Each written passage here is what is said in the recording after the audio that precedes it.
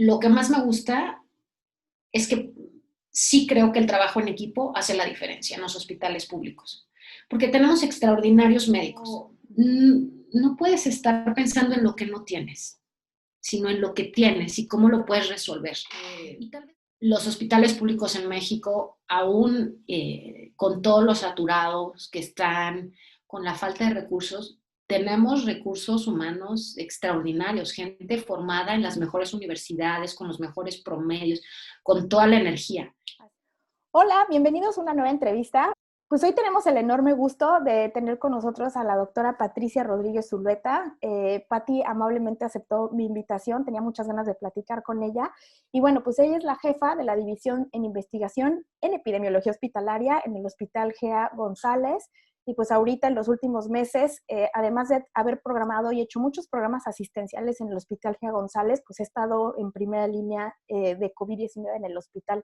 Entonces, el objetivo de platicar con ella es que ella es un ejemplo de una doctora que ha trabajado en medicina pública, que ha hecho crecer el departamento en el que está, y pues nos va a platicar cuáles son las ventajas, las desventajas y su experiencia estando en un hospital general. Gracias, Pati. Gracias por la invitación, buenas noches. Y pues sí, ¿Crees que nos podrías platicar un poco de ti, de dónde eres originaria, en dónde naciste y por qué quisiste estudiar medicina? yo soy originaria de Jalapa, Veracruz, y ahí viví hasta los 18 años.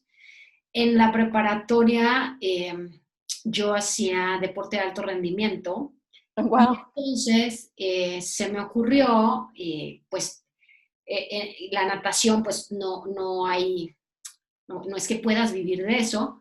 Y entonces yo dije, ¿por qué no hago medicina para estar ligada al deporte y hacer medicina del deporte? Esa fue Wow. como la primera intención de hacer medicina. Y después, no tengo mucha claridad, pero a mí me gustaba ir al asilo de ancianos, al asilo público. No iba con mucha frecuencia, pero recuerdo algunos momentos haber ido y me encantaba y mi mamá me ayudaba a hacer empanadas de guayaba y como que a mí ese lugar me fascinaba, que es un lugar que para mucha gente puede ser difícil, ¿no? Digamos, esta gente de la tercera edad vulnerable, ¿no? Y a mí me encantaba. Entonces, como que siento que eran esos dos momentos donde yo decía, quiero seguir como ligada y me gusta esta población como vulnerable.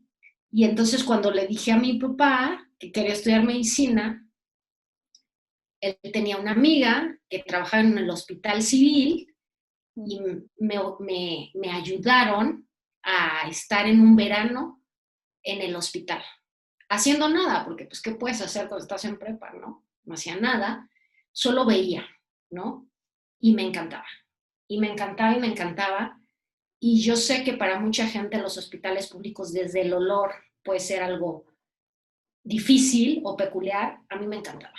Entonces fue como, ay, yo me la paso muy bien. O sea, claro, no hacía nada, ni tampoco sabía hacer nada, pero yo creo que estorbaba, seguro. Pero el hospital me fascinaba, ¿no? Y básicamente así llegué a medicina, un poco así como, eh, no me molesta la sangre, no me molesta el olor de los hospitales, eh, quiero hacer medicina del deporte, ¿por qué no medicina? Y así fue, ¿eh? Así Qué fue como llegué interesante. a Creo que es la medicina. primera vez que me contestan algo así, como que por tu propia salud llegaste a medicina también. ¿Y en dónde estudiaste la carrera?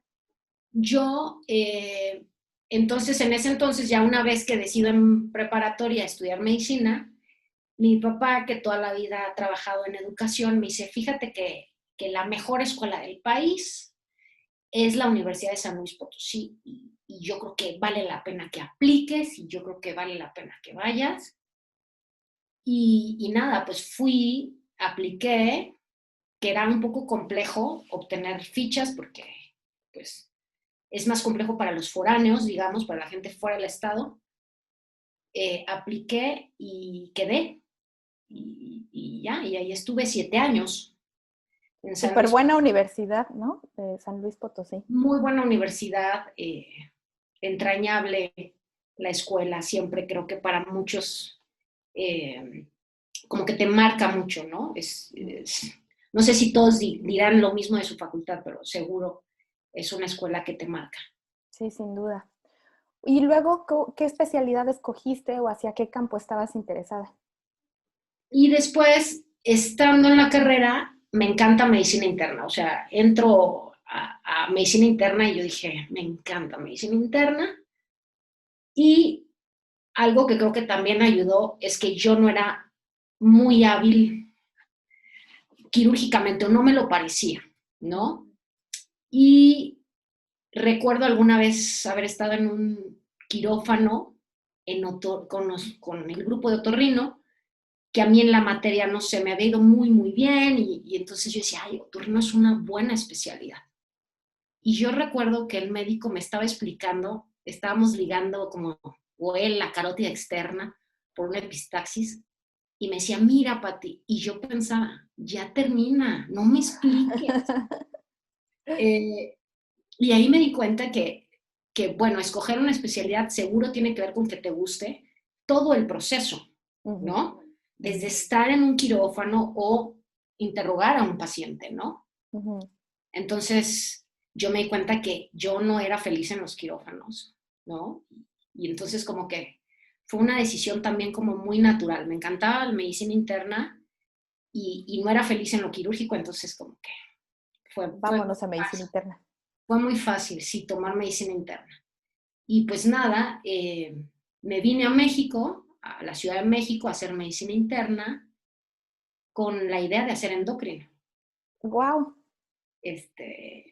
Tenía un extraordinario maestro en San Luis y creo que a veces eso pasa, ¿no? Los maestros son los que te hacen Sí. querer una especialidad, ¿no? Yo eso es lo que creo. Sí, yo Ahora, también. ¿no? Quieres ser como esa persona, un poco, ¿no? O un mucho. Y entré pensando en hacer endocrino.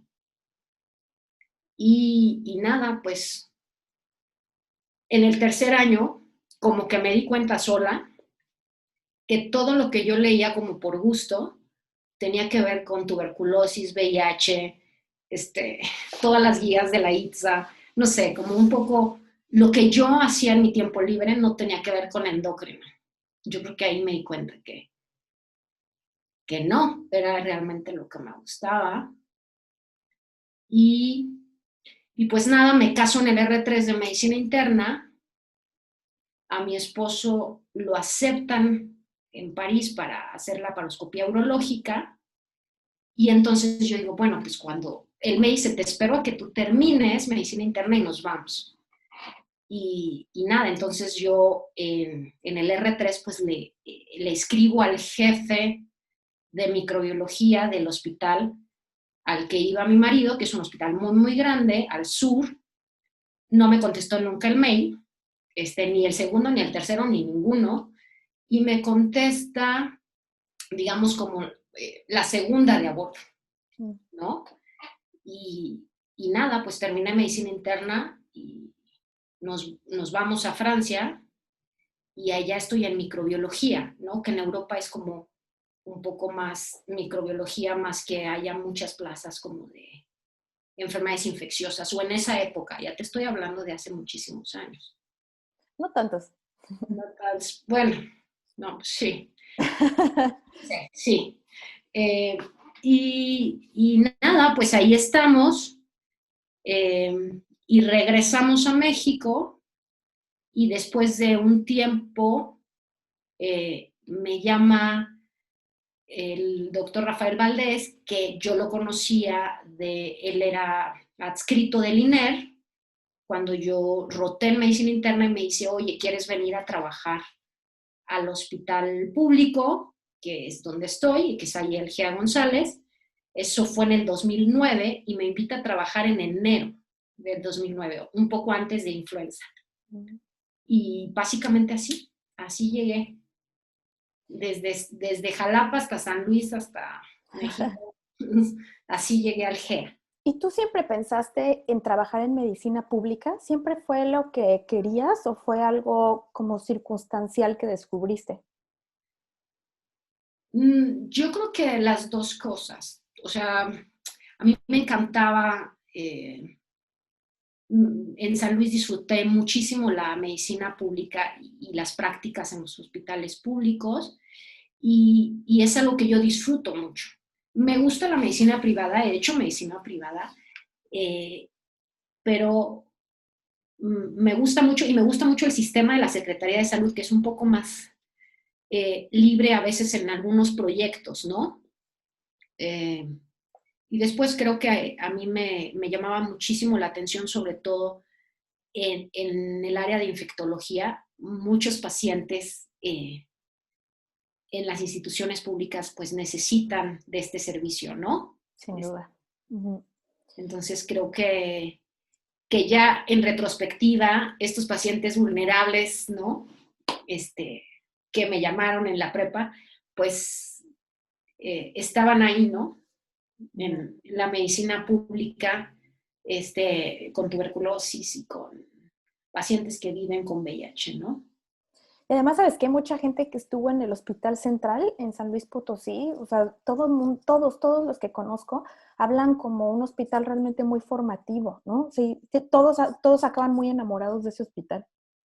Sí, sí, yo creo que todo, o sea, la mayoría quiere regresar, ¿eh? O sea, Ujú, lo primero que diría es tan entrañable este hospital público, pero que es muy universitario, ¿no? Que ujú, está pegado a la facultad, donde hay mucha claridad de las cosas y cómo se deben de hacer, muchísima disciplina, yo lo recuerdo así, eh, entrañable, profesores extraordinarios, ujú. que todo el mundo quiere regresar, ¿eh? Yo creo que la mayoría regresarían gratis, sin que te paguen, es como, sí, algo que te deja muy marcado, porque pasas mucho tiempo en San Luis, estás en tercer año ya haciendo guardias una o dos veces por semana, Sí. eh, y después en cuarto año una o dos veces por semana, y después en quinto llegas a hacer guardias a B, a mí me tocaron a B en quinto Ujú. año. Entonces, y no es como que te toque la historia clínica, ya para ese entonces puede ser que ya hayas hecho muchos procedimientos y es muy entrañable, ¿no? Y los residentes te enseñan y los maestros. Y yo recuerdo un neumólogo que los viernes encargaba de desayunar, incluyendo para los estudiantes. Muy entrañable. Creo Qué que, bonito. creo que sí, sí, son de las cosas que todo el mundo quiere regresar, ¿eh? Prácticamente la gente quisiera estar ahí siempre. Oye, si nos pudieras platicar un poco para los que nos están viendo, que a lo mejor no están tan familiarizados como con el GEA González. El GEA González es un hospital general que está justo en la zona, en medio de todos los institutos nacionales. Si nos pudieras un poco describir el hospital, su dinámica, qué población es la que atiende, un poco ponernos en contexto del Hospital GEA González. Pues es un hospital, como bien lo dijiste, de segundo nivel, en medio de los institutos, ¿no? Entonces, es un hospital que ha tenido muchísimo prestigio en las áreas quirúrgicas por años. Ujú, Entonces, la cantidad de cirugías que se hacen de todas las áreas, cirugía plástica, eh, cirugía gastrointestinal, endoscopía, colonoscopías, es impresionante. El número de pacientes que se atienden es impresionante, así que es un hospital con muchísimo volumen y que no cuenta con todas las subespecialidades. O sea, no se hacen trasplantes, por ejemplo, no se hacen trasplantes, pero no se dan quimioterapias desde hace varios años, que eso ya quedó suspendido. Sin embargo, si llegamos a tener pacientes muy complejos, pues al final es un hospital público donde podemos ver 80 tuberculosis al año, meningitis por tuberculosis, pacientes que viven con VIH, SIDA, evidentemente en C3, muy avanzados. y a la par, pues todas las complicaciones del paciente diabético, ¿no? Vemos mucho paciente con pie diabético, por ejemplo, muchos pacientes con úlceras crónicas, ¿no? Todos los pacientes como crónico-degenerativos y de repente también los pacientes que en los institutos ya no se dan abasto para atender, pues llegan al GEA, ¿eh? Eso es así, un poco, ¿no? Así que es un hospital como yo me imagino cualquier hospital general de la República con muchísimo carga asistencial, ¿no? Uh-huh. No con tanto filtro como pueden llegar de repente a tener algunos servicios, ¿no? Que son como súper, súper especializados, pues aquí tenemos una carga asistencial importante. ¿Y cómo es tu día a día en el GEA? ¿Qué es lo qué rol tú desempeñas ahí? ¿Qué es, un poco si nos describieras en qué estás a cargo, el tipo de pacientes que ves, los problemas que tienes que solucionar? Yo estoy en el área de infectología de adultos, Uh-huh. ya ahí ya tengo muchos años y básicamente antes de COVID, el día podía empezar con las sesiones académicas con los residentes, que tenemos 2 días de sesiones académicas en conjunto con el INCAN, y nosotros teníamos una tercera los viernes en el GEA. Uh-huh.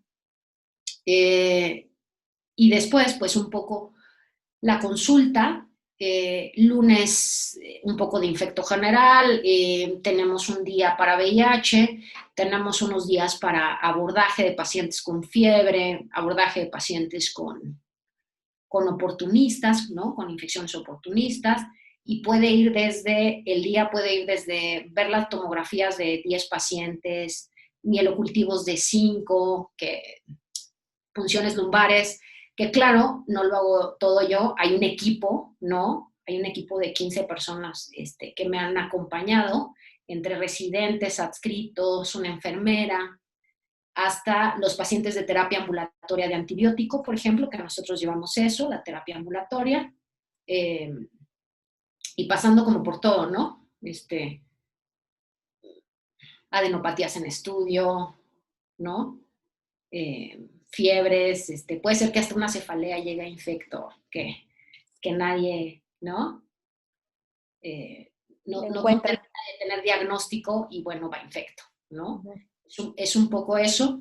Y después, bueno, ver a los pacientes hospitalizados, que igual la interconsulta en urgencias puede ser desde meningitis, fascitis necrotizante, salmonela, y en medicina interna en general tenemos más a los pacientes que tienen VIH. Y después las áreas quirúrgicas de si tienen una infección de sitio quirúrgico o una neumonía asociada a la ventilación o, ¿no? Un poco esto, y después ir al laboratorio un ratito a ver los cultivos y después notificar las infecciones asociadas a los cuidados de la salud y después ajustar los esquemas con los que están siendo tratados los pacientes, ¿no? ¿Qué te digo? En general, a ver, yo no hago todo. Sí, digamos, soy parte de un equipo. Del equipo, digamos, pero sí me toca la supervisión, pues, de los residentes y de los casos y todo, ¿no? ¿Y cómo ha sido para ti estar todos estos años en una institución pública? ¿Qué es lo que más te gusta de estar ahí? Yo creo que lo que más me gusta es que sí creo que el trabajo en equipo hace la diferencia en los hospitales públicos, porque tenemos extraordinarios médicos. Uh-huh. Y el trabajo en equipo de la radióloga intervencionista que te biopsie, que vaya al cultivo, que te digan que es histoplasmosis o que es tuberculosis, pero no eres tú nada más. Hay una radióloga intervencionista, hay un laboratorio, ¿no? Tenemos un neurocirujano que nos toma las biopsias para ver por qué es la infección.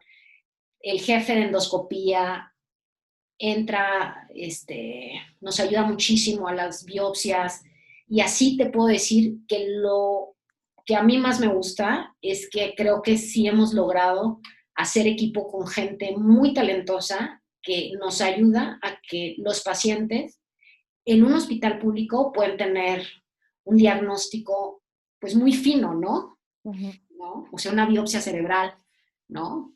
Eh, en cultivos especiales, ¿no? Ujú. Eso creo que es lo que a mí más me gusta, que sí, sí los hospitales públicos pueden tener estándares altos. Claro, no es una persona, yo insisto, es un equipo, ¿no? La jefa de terapia que nos ayuda para que los pacientes que de repente pareciera que no van a salir, pero que sí, nada más es cuestión como de que tengan la mejor atención posible, ¿no? Ujú. O sea, como que suena que en los hospitales públicos el tener buenos médicos ahí, que realmente amen estar ahí y que empujen para pues sobrepasar las limitaciones que a veces hay de recursos, es lo que hace que los hospitales crezcan, ¿no? Es lo que hace que la atención, aunque en un hospital público sea de buena a muy buena, o si no hay ese interés y no hay esa motivación, pues tengan muchas limitaciones, ¿no? Sí, sin duda. Yo creo que eh, los hospitales públicos en México, aún con todos los saturados que están, con la falta de recursos, tenemos recursos humanos extraordinarios, gente formada en las mejores universidades, con los mejores promedios, con toda la energía. Así Y es. yo Ujú. diría que a mí lo que me gusta es que yo sé que tengo un equipo, no solamente dentro del área de infectología, sino en terapia intensiva, la jefe de ortopedia, la jefa de heridas. Yo creo que formamos un gran equipo para estos pacientes y darles pues otras oportunidades, ¿no? ¿Y cómo encuentras tu equipo dentro de medicina pública? ¿Cómo encuentras ese equipo que todos piensen igual, que todos practiquen o tengan las mismas prácticas de medicina, tengan ese mismo interés en ayudar a los pacientes? Yo creo que por afinidad, ¿no? O sea, al final yo diría que los considero mis amigos, somos afines, Mm. ¿no? En este interés de hacer las cosas diferente, ¿no? Creo que sí tiene que ver con afinidad, sin duda tiene que ver también con un trabajo que uno haga de ir y intentar explicarles qué es lo que tú necesitas, ¿no? Yo necesito esta biopsia porque este paciente está inmunocomprometido y de verdad está perdiendo peso y necesito que lo hagas. Y no te van a decir que no. Si les mandas un papel personal y después mandas al interno que no conoce el caso, pues ponen a tu paciente en la cola de, hay procedimientos hasta agosto del 22, ¿no? Sí, claro. Entonces creo que es encontrar estas personas que han sido extraordinariamente formadas en la academia, con las que puedes discutir el caso y sí es sentarte tú y decirles, ¿no? Y yo tuve una época con los radiólogos que todos los días me iba a sentar con ellos a ver las tomografías, Mm. pero porque aparte, muy amables y eran de mucha retroalimentación, ¿no? Y decir, vamos a hacer equipo, aunque seas de servicios diferentes, somos un equipo, ¿no? Ahora, yo creo que también los hospitales públicos han sido cada vez más castigados, ¿no? O sea, son más Hace recortes, más limitaciones, menos contrataciones. ¿Cómo enfrentas tú el ver que todas esas cosas pasan y no perder la motivación? ¿Cómo le haces para tener esa entrega todavía a la institución, a pesar de que a veces las cosas son complicadas o administrativamente son complicadas? es complicado porque seguro te frustras. O sea, quien nos está escuchando y trabaja en un hospital público, te frustras.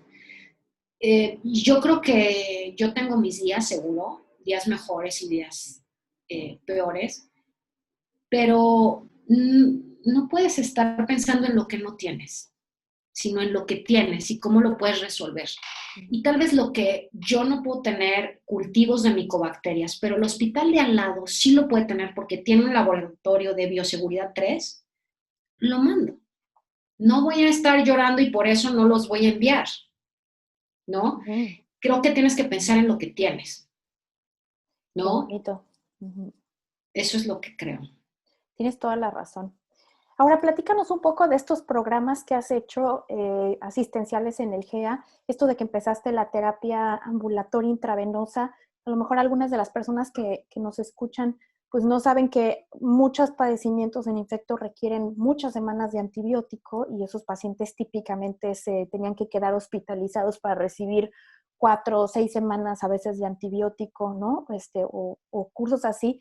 ¿Qué representa esto? Si nos pudieras platicar de este programa. Pues fíjate que es un programa que nació, como otros programas que hemos implementado en el hospital, un poco de la necesidad, ¿no? Tenemos un porcentaje de colis productoras de beta-lactamasas muy altas. Por ejemplo, el servicio de uro, el 90% de sus urocultivos ¡Wow! tienen E. coli.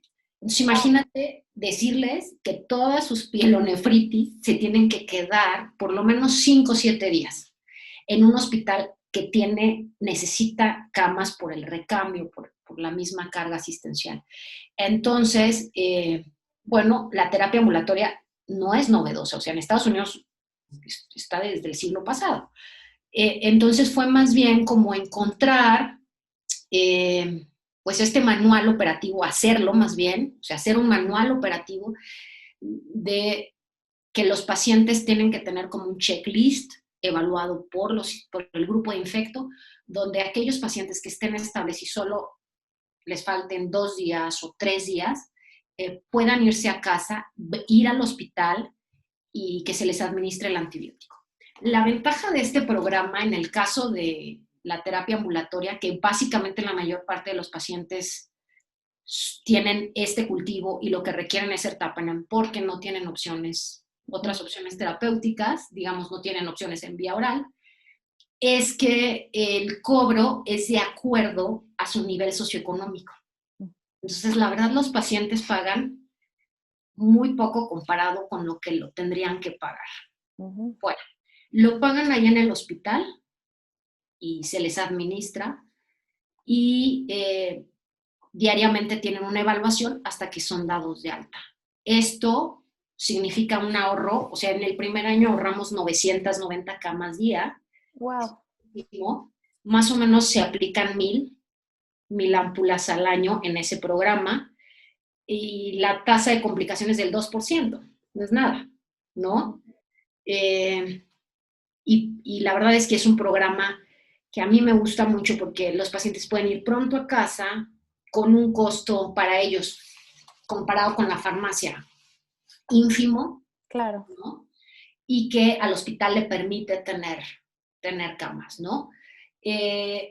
Ahora hay una clínica de terapia ambulatoria ya, hay un grupo de enfermeras y enfermeros muy entusiastas en la clínica y nosotros ya vamos evaluando pues quiénes son candidatos, no cualquiera, o sea, sí tienen que Claro. ser pacientes evaluados por infecto, que estén, ¿no? Porque al principio esta clínica se antoja, bueno, den a todos de alta, ¿no? Y que se vean en ambulatorio. No, son para pacientes estables que no requieren control de foco ya, ¿no? ¿Y cómo fue? Porque bueno, yo creo que si tú trabajas ahí y simplemente vas con la rutina del hospital, ¿no? Pues nunca se crean programas como este, ¿no?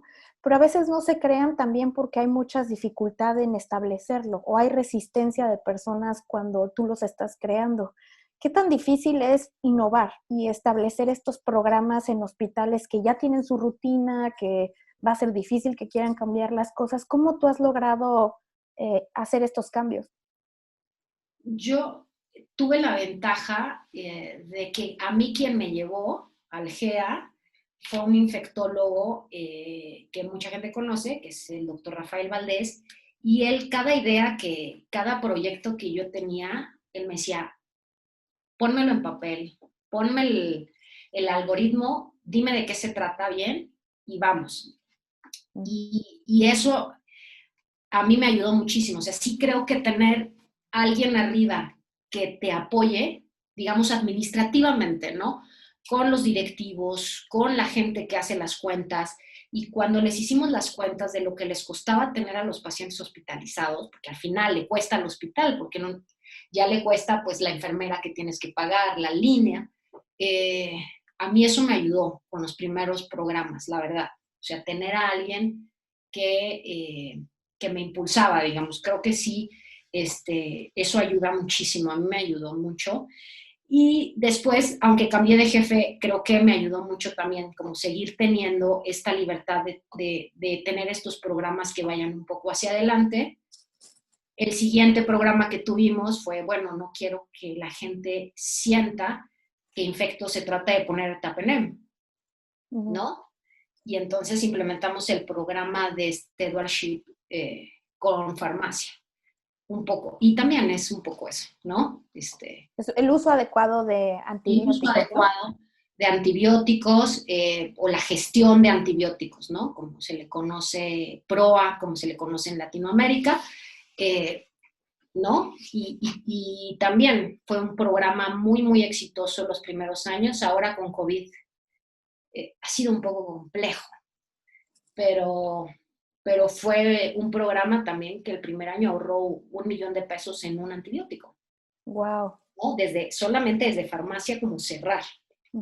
Entonces creo que yo he tenido esa fortuna de tener gente que apoye los proyectos y después tener gente que los ejecute como lo tenemos planeado, porque tampoco es como que yo esté todo el tiempo viendo eso, ¿no? O sea, he Claro. tenido la fortuna de tener un gran equipo conmigo.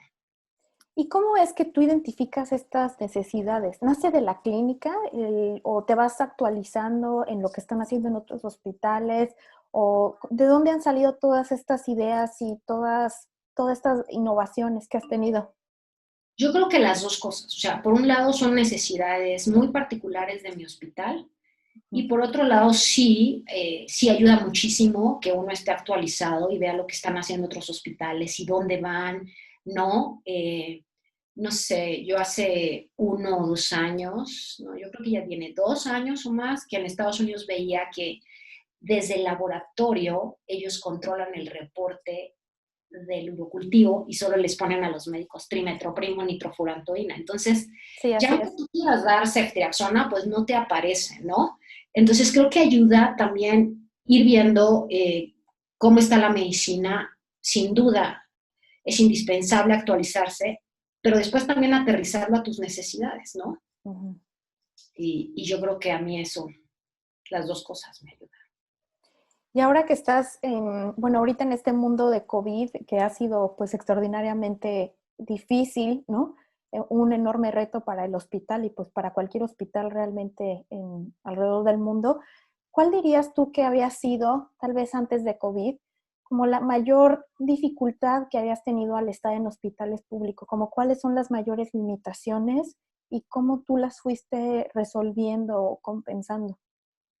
Yo creo que las mayores limitaciones, sin duda, es, ejemplo, cuando no tienes cama y estás viendo que un paciente con meningitis, ¿no? O sea, ¿dónde lo pones? Uh-huh. ¿No? Creo que esas son las limitaciones que vemos en los hospitales públicos, o sea, el espacio, ¿no? El espacio para todos los pacientes que tenemos, ¿no? Y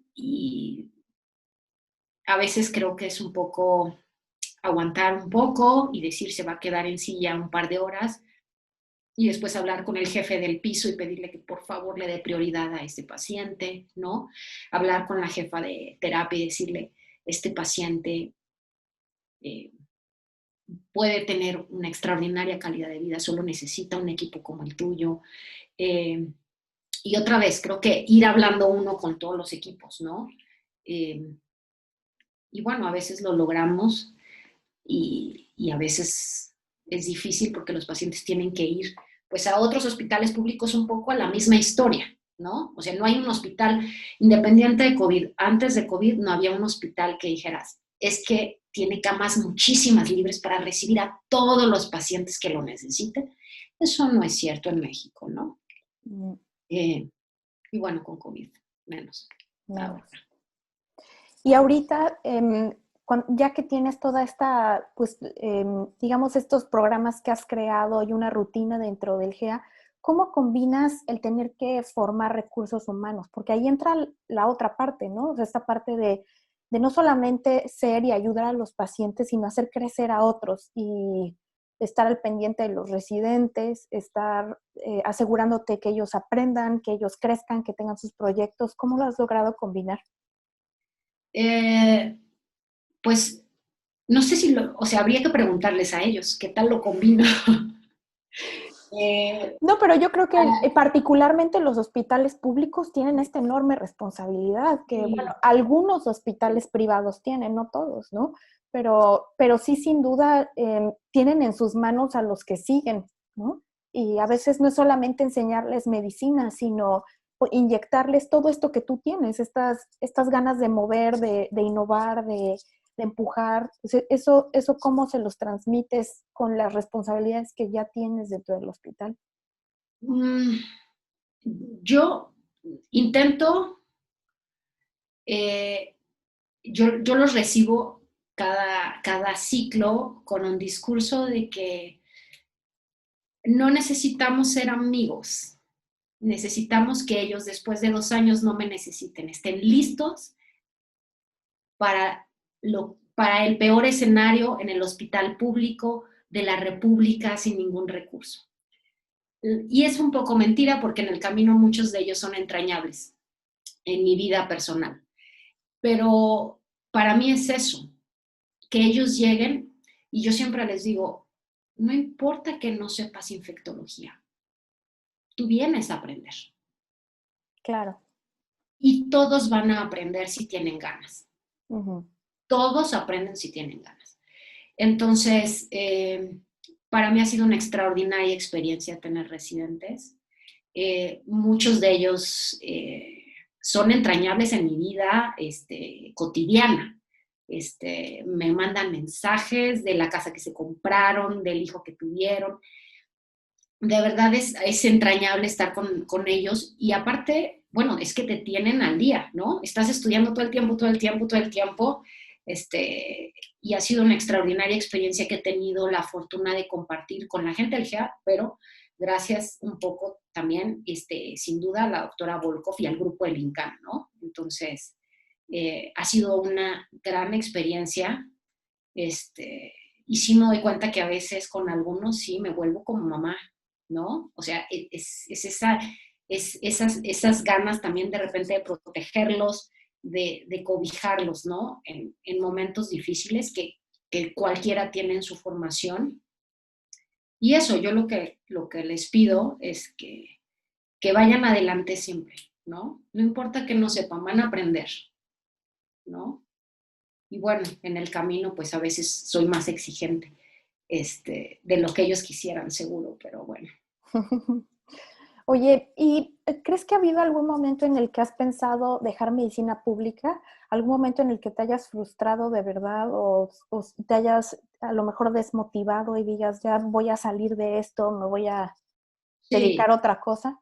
sí, seguro. Sí, varios momentos. Sí, la medicina pública eh, te apasiona, la medicina pública tiene grandes momentos, pero sí te puede llegar a desgastar en lo emocional, en lo físico. Y sí, sí he tenido esos momentos de replanteármelo y de decir si sigo en ese camino o lo cambio, ¿no? Por el momento aquí sigo, ya veremos en unos años. ¿Y cuál ha sido, tú dirías, como la mayor recompensa? ¿Qué es lo que te hace mantenerte ahí justo en esos momentos en los que dices, ya voy a dejarme de esto, voy a cambiar de aires? ¿Qué es la enorme recompensa que recibes que te permite seguir motivada y a seguir ahí?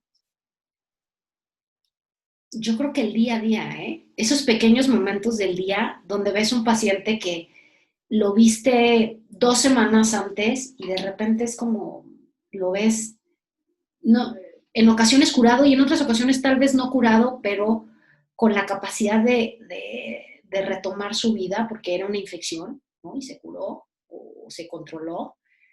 Esos pequeños momentos del día que yo diría a mí me hacen muy feliz, ¿no? Ni siquiera te podría decir que es porque me dieron un diploma en el hospital o me dieron nada, ¿no? Son esos momentos del día, ¿no? Donde ves pacientes que te abrazan un poco, ¿no? El corazón. Este, eso. Sí, son a veces pequeños triunfos que se viven de forma muy interior, ¿no? Que solamente tú Sí, sabes cómo estaba, lo que significó para ti, la duda que tenías al dejar ese tratamiento. A veces son pequeños sí, triunfos que solamente tú los conoces, ¿no? Y que te hacen sí, empujar. sí, sí. Y eso, no diría que es como que una ceremonia. No, es un día cualquiera y uno es feliz ahí. Ujú. ¿Y cómo ha sido ahorita que estás en esta posición de liderazgo como mujer en medicina? Eh, pues es un compromiso, ¿no? Creo que diría que ahora en COVID, eh, pues es como no hay otro camino más que seguir, ¿no? Yo lo diría así, ¿no?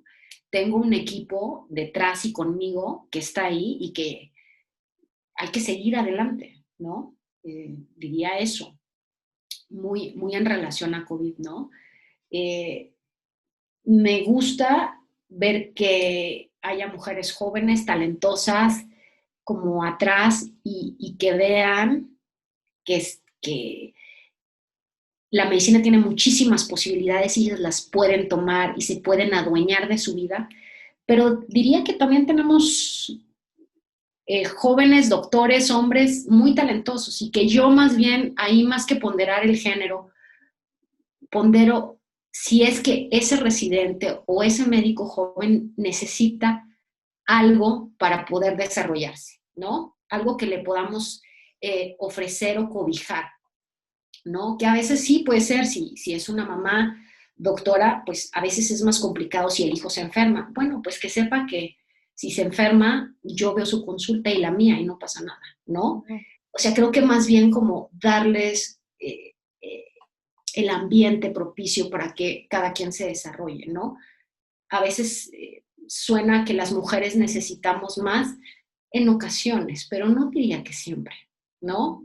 Eso creo que es muy particular si, si son mamás o no son mamás, o si el entorno familiar. A veces también el de los muchachos hombres puede ser difícil, ¿no? O sea, no. Sí. Históricamente, pues sí, las mujeres tenemos un poco más de desventaja en salarios o en muchas cosas, pero en el caso de los residentes o de los médicos jóvenes diría que es particular el de cada quien. Ujú. Sí, creo que tienes razón. Más que hablar de género, es lo que cada quien va sembrando, el camino que cada quien escoge. Todos requerimos cosas diferentes. Y pues sí, el talento no tiene género, ¿no? Pero para nada. Sí. Y ahora, ¿cómo ha impactado? Porque yo sé que estuviste en este documental increíble que me hizo llorar de principio a fin, acerca de la reconversión de COVID y todo lo que has vivido. ¿Cómo cambió tu práctica como infectóloga esta pandemia? Pues mucho, fíjate que ha sido duro también, o sea, la gente tal vez imagina que, bueno, claro, como tienes una formación de enfermedades infecciosas, eh, pues vas a estar feliz, ¿no? De estar viendo todo el día COVID, pero, y no es que no te guste, pero tienes otros pacientes y esos pacientes están en algún lado y alguien los tiene que ver, ¿no? Entonces diría que a veces ha sido muy complejo. En general, yo 2 horas y media al día la dedico a no COVID Mm. para seguir estos casos como muy complejos eh, en horarios de no COVID y después regresamos a COVID y después pasamos visita, así que ha sido muy desgastante. Y por otro lado, saber que en estas 2 horas y media tal vez tenga que escoger unos cuantos casos, no a todos nuestros pacientes, y hablo de tuberculosis, de criptococosis, de histoplasmosis, de meningitis, todos esos pacientes de infecciones óseas, pues están en algún lado, ¿no? Así que también ha sido difícil para nosotros como grupo, creo que perder a estos pacientes, que aparte son pacientes que les suele ir muy bien a muchos de ellos. Entonces, como que ahora vemos pacientes graves, muchos de ellos, y los tuyos que has atendido por muchos años, no, ¿no? Entonces creo que ha sido complejo para todo el grupo. Hemos intentado dejar eso, 2 horas y media al día para estos pacientes, pero incluso no nos damos abastos, es para unos cuantos, ¿no? Pero esto lo haces de forma ambulatoria, ¿no? Ambulatorio. Porque todo el GA está convertido a COVID, ¿o cómo están? Sí tenemos un par de camas para no COVID. Tenemos, por ejemplo, el fin de semana teníamos 6 pacientes con VIH hospitalizados, pero 6 comparado con lo que normalmente vemos no es tanto, ¿no? Porque, pues sí, perdimos camas para atender, o bueno, no sé si perdimos sea la palabra, pero bueno, las camas son de atención COVID, ¿no? Entonces, sí, estas 2 horas y media son para los ambulatorios y después también se revisan entre la tarde y en el horario en que se pueda esas camas que quedaron no COVID, porque el GEA es 80% COVID y después queda un 30% para no COVID, más o menos, en camas. ¿Cómo ha sido para ti personalmente vivir esta pandemia? Pues yo creo que un poco como todos, ¿eh?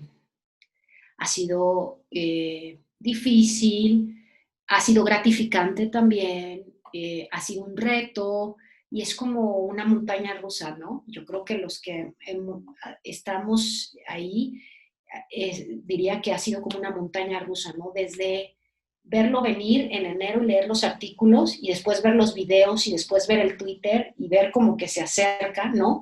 Hasta al mismo tiempo, pues planear la logística de atención en tu hospital, hasta ver los primeros casos y después tú estar ahí y decidir, ¿no? Las cosas, cómo se van a hacer y estar como estudiando todo el tiempo, ¿no? Y bueno, yo diría que yo le he pasado con un extraordinario equipo en mi casa, ¿no? Mi marido ha sido fundamental, mis papás, mis hermanos, mis cuñadas, mis suegros, toda, mucha gente que me ha ayudado no solamente a sostenerme en lo emocional, sino también a la logística. Yo tengo 2 hijos, entonces creo que yo he estado como muy cobijada de un equipo en mi vida personal y después en el GEAN, ¿no? Armar un poco el equipo que ya estaba y ir hacia adelante.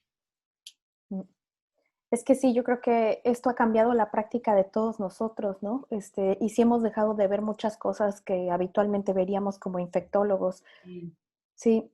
Oye, Pati, pues muchas gracias por tu tiempo. Creo que nos has dado un perfil muy bueno de lo que ha sido tu práctica en el GEA y lo que has logrado establecer. Yo creo que es muy importante que otros médicos te escuchen que a pesar de estar en instituciones públicas, tengan otra visión de esto. No son plazas que simplemente se ocupan, sino que al estar ahí tienes responsabilidad también de educar, de formar, de innovar, de empujar, ¿no? Y creo que lo has hecho pues de una manera muy ejemplar. Si quisieras dejarle un último mensaje o algo a las personas que nos están escuchando. No, pues muchas gracias por la invitación y yo creo que la medicina es tan versátil que se pueden hacer muchas cosas y se pueden hacer bien también desde la medicina pública y solo es hacer equipo y tendremos días malos, pero vamos a tener muchos buenos. Qué bonito, tienes razón. Pues muchas gracias, Pati, gracias por tu tiempo. Nos vemos. Bye. Bye.